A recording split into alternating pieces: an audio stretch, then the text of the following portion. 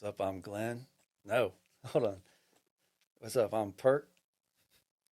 And I am Rachel And Rocheleau. well, let's do it one more time. What's up? My bad. What's up? I'm Glen.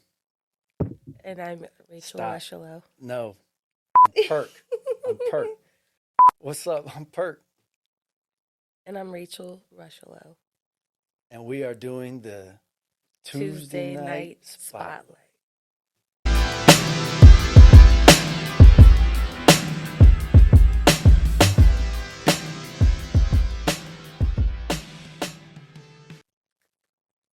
Cue cool intro. All right. Bet.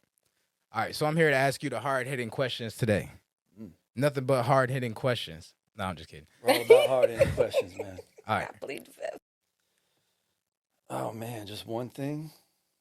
You can do what you love. You can. Um, the whole you got to get a job and you gotta pay your, obviously you gotta pay your bills, but that's one thing that they didn't tell. I mean, hopefully they do it for this generation, but when I was a kid it was like you gotta go to college, you gotta get a job. If you don't go to college, you go to trade school, and you gotta work for somebody else. Whereas nowadays you can be your own boss, you can be the one to provide jobs for others, you know and yeah, I hope kids today know that. And uh, like I was gonna say another thing, but I reckon they do tell you that when you're growing up. But What? it's a hard thing to receive and understand potentially until you get a little bit older and have more life experience. Is that the opinions of a lot of other people just do not matter when it comes to what you want to do, who you are, how you love, how you are as a person. That's really true. I remember when I was in high school, being like popular and being liked, and it probably goes for everybody who's in high school, like at that time in life, like that is everything, you know but it means nothing. It means nothing. You have to be yourself, and that's cliche, obviously. Just be yourself. Everybody says that, but as a kid, when you hear that, it's like whatever. I'm going to be the self that ingratiates myself to the most amount of people. But truly, be yourself. That is cool, even though it is cliche. It makes all the difference for how your life kind of plays out. If you the sooner that you understand that and accept that, then your life kind of becomes it makes a little more sense. For me, that's a two-parted question because I feel like the first time that I felt that way was when I was about 10 years old. So, my dad, big, guitar, that's how I learned how to play guitar and stuff. We used to play guitar in our backyard. We had like this big pond and benches and stuff and like big koi fish and all that stuff. And he would play blues riffs on his guitar and be like, Rachel, just sing.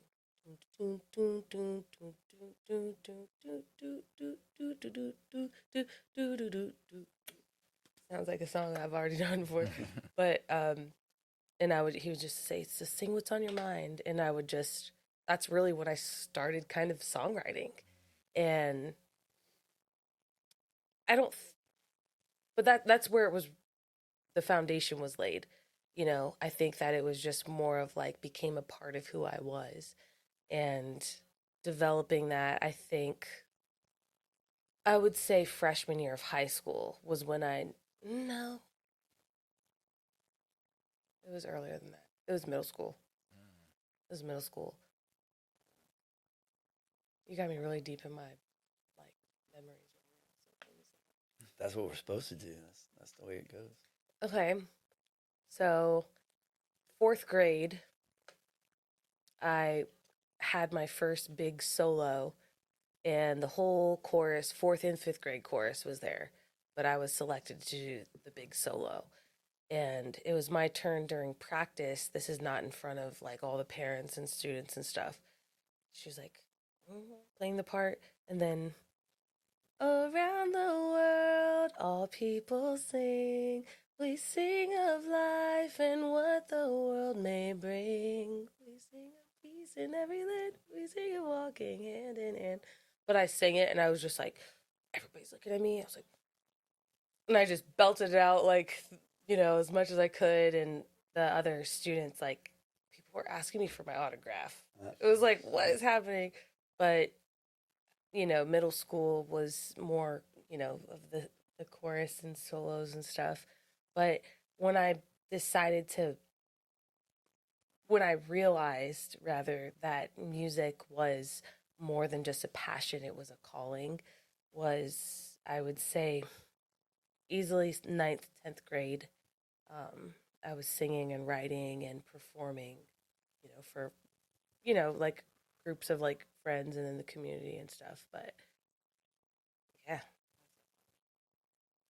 I guess I have a similar kind of experience. I was in fourth grade, and we were watching this video on the SOLs, which is the standard of learning test. And we were watching this video, and it was of these kids, and who were, they were just sitting there in the class, and like the teacher was talking about the SOL, and it would go to one kid, and the kid was thinking, and it would do a voiceover, like, and the kid was saying, what if I fail the SOL, that I'm not going to be able to be a lawyer? And then it would go to some other kid, you know, what if I don't do well in this SOL? I won't get into college. And then it went to this other kid, just kind of aloof like this. And he was like, I don't need to worry about the test. I'm going to be a rock star. And all the kids in the class turned around. I'll never forget it. They turned around, they pointed at me like, ah. And that was when, I mean, I guess I had already, been showing those signs, but that was when I was like, okay, guess that's what I'm going to do. That's me all day. Yeah. But yeah, that was a good moment for me. The show at Greenie's? Definitely. Yeah, that was probably the best one. That was so natural, so much fun. Yeah, and there was a lot of people there. What's it called now? Is it still Shout out Greenie's? Mario Hargrove. Yeah, Mario. Is it still Greenie? Mm-hmm. Yeah, that probably would have been the best one. So And we were on point that night too, Rach. We were on point. Yes. We had so much fun practicing and getting the whole ideas of everything together. Who was doing what? It was a really good ebb and flow. It was a good band, great band. Great question. It is. Definitely since birth. Yeah. It's always something that's presently there for me. Right. Yeah. Yeah. Just always, I always keep my child around music. And I always, as she was growing up, I would get her different instruments, and she would play it for one day, and then she would set it down. And it was important to me. Well, I didn't want to force it on her, and I didn't want to seem like it was forcing it. So that strategy has paid off, actually, because now, I haven't even told you this, but now in the past month or so, she's been going and sitting on the piano and plucking out melodies of really complicated songs now. And she doesn't do it. She doesn't do it for me. She doesn't do it for her mom. She does it for herself. And so I, happy as a lark over here for that. But I also want her to know that, it's, if that's what she wants, then that's what she can do. And that's another thing, is that growing up, I've always told her, whatever you want to do in life, no matter how big the dream seems, if it excites you, then go for that. And that's important. And just piggybacking off of that, same. It's just like Raven's only 4, so it's just what excites you. What feels good.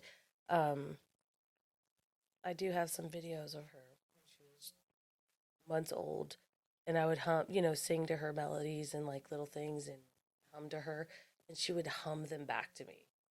Video proof. I'm like, this child is, she's on key, but like, I've never shared them or anything like that. But she just, whatever she loves. I mean, as of now, she's with me and Kevin's, music producer and studio, she gets kind of like a little hurt when she finds out I go to the studio without her. But she loves being here. She loves being around music.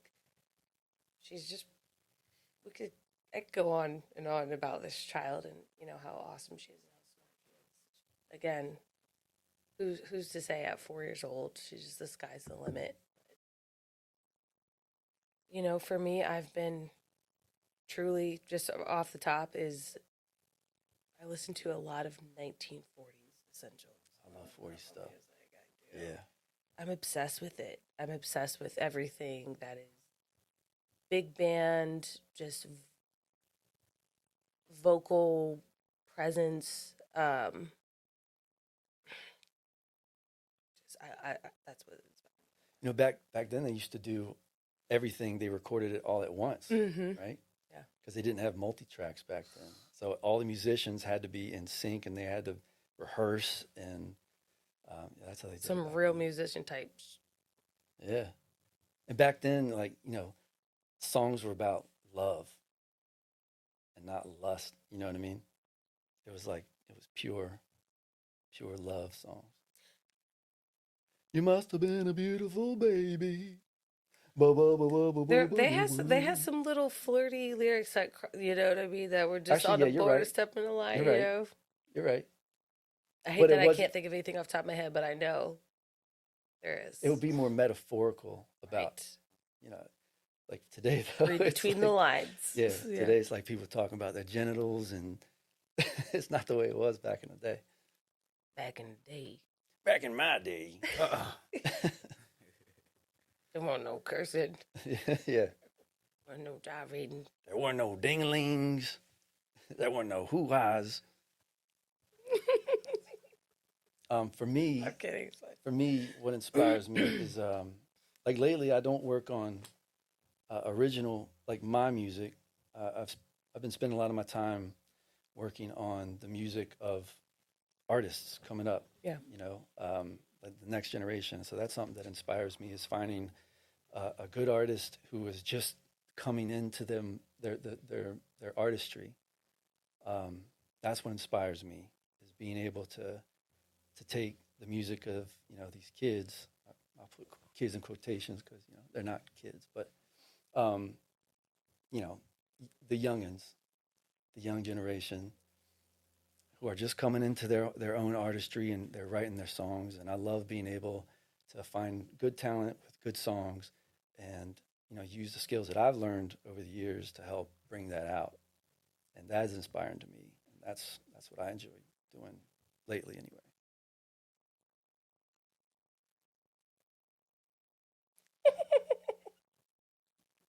Stay true to yourself. But seriously, it's cliche, but you are a child of God or the universe, whatever you want to call it. But if you're an artist, there is a little spark in you. Your job is to just facilitate that spark. And if something excites you, you follow it and don't listen. One of the worst things that you could tell somebody is, that the odds are 1 in a million, right? And that's not true, because here's why. Because of the million of kids who want to be a rock star or a movie star or whatever, of a million, they're all going to be told that at some point. 90% of them, when they're told that, are going to give up right then and there. Oh, okay, well, I ain't going to go for that then. So then, that increases your odds dramatically because 90% just bonked out. So now you got that remaining 10% who, if they have talent, the ones who don't have the talent, they're going to realize that they're going to go out.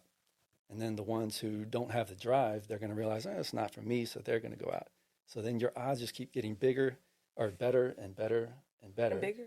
And if you just keep on the path that you feel that you need to be on, you just keep walking towards your goal, and you will get there if you make the right moves, if you do the right things.